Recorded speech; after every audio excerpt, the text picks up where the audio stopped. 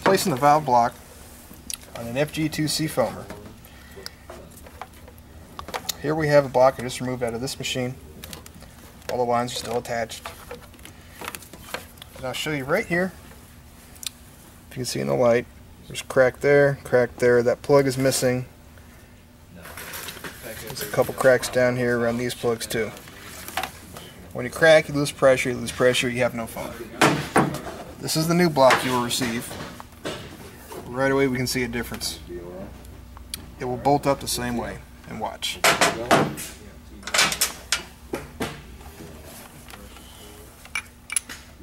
Take these lines off.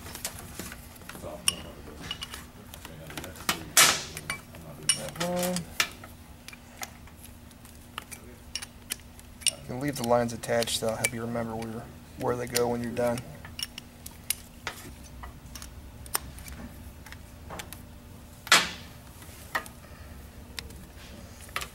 This one I'll pull out. This line here you can just spin off.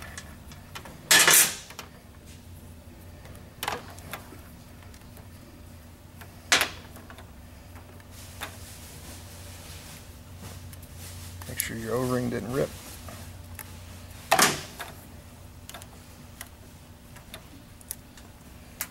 That's good. Okay. In this hole here, if you've got your first stop valve, your second stop valve is in here. Up here is the safety valve. We'll get to that here in a second.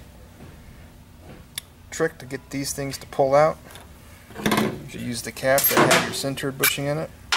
That thread pitch will match the thread pitch of the stop valves.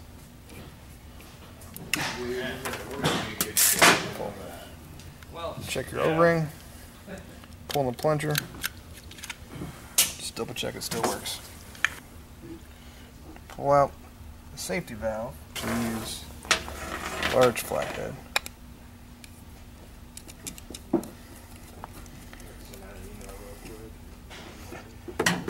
Spin that out. Now to get this guy out, you can use needle nose, grip the plunger. There we go. Now about these valves. The safety valve is a pressure release in case you build too much pressure in the system. So which job is to blow air out? These guys are to keep air in. Once you pressurize it from your compressor, it keeps it from bleeding out. That being said, they go in two different ways. That's why this goes in plunger up. These go in base up. Another thing, the safety valve has a much stiffer spring than the stop valves.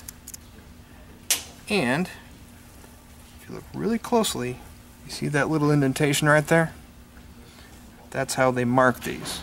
So the safety valve has that indentation. The stop valves are smooth all the way around. Go ahead and I'll put the stop valve in first because it doesn't interfere with anything. Basically set it there and press it in. Now you can use something like a nut driver. Straight down. Seat it with this ring.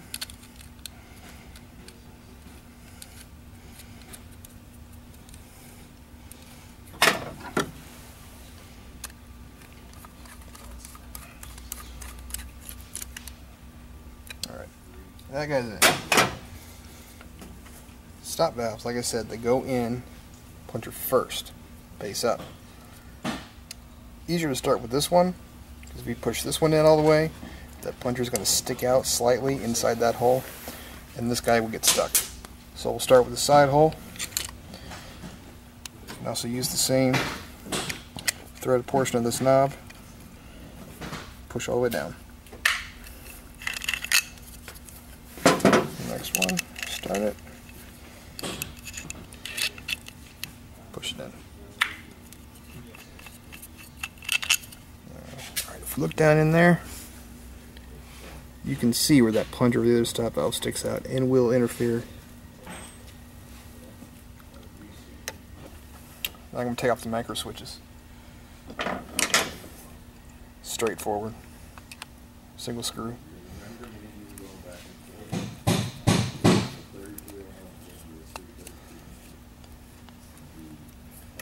Pull out.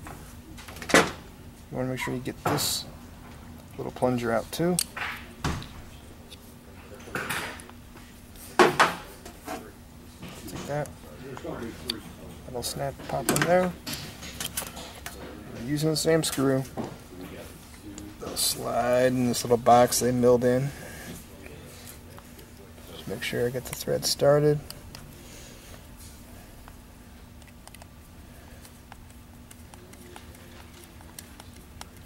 And screw it down. That's in there. Take a screwdriver and make sure we activate each switch. That's in there. Okay. We'll take this water regulation valve off. They're usually in pretty tight, and you might even need to use a bench vise to pull it off. That one came off easy.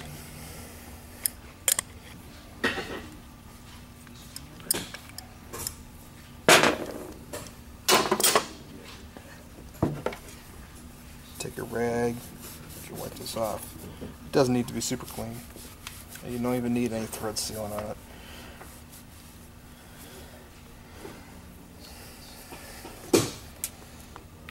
And that will thread right back onto here.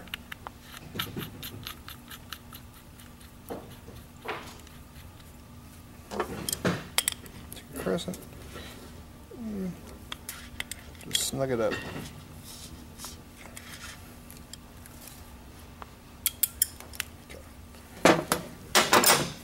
Now we'll go to the bottom, take this banjo fitting off.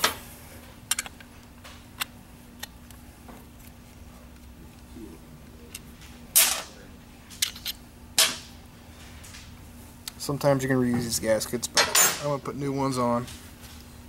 They're paper based and they can tear. One. Make sure it gets pressed down all the way.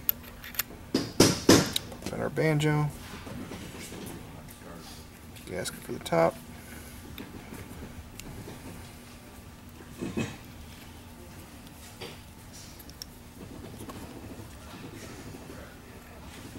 And you tighten this down. Remember, you've got a screw hole here, so you don't want that to cover up, otherwise you'll have a hard time screwing this back into the top.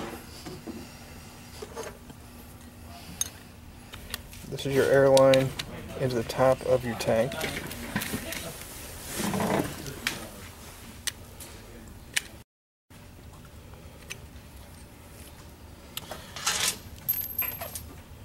This is your air line from your compressor.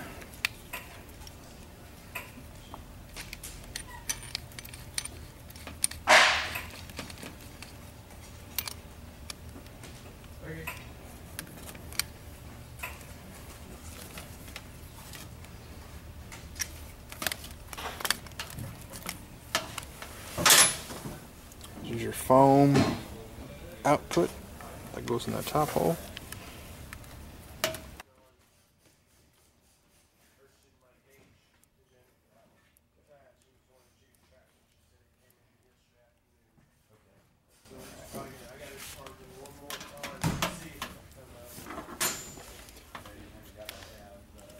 And here's your water line.